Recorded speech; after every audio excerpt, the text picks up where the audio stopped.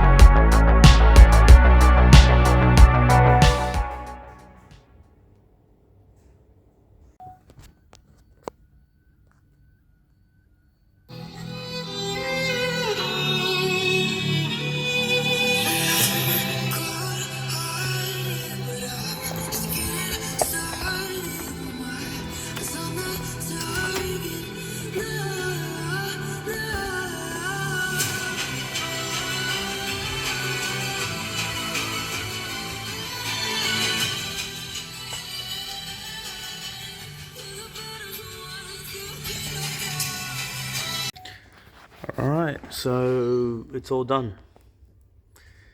Yeah, so the wiring was already there. I just had to run another RCA cable, and yeah, and now the front speakers work as well. So let me press play. You're not going to hear the sound quality through the phone, but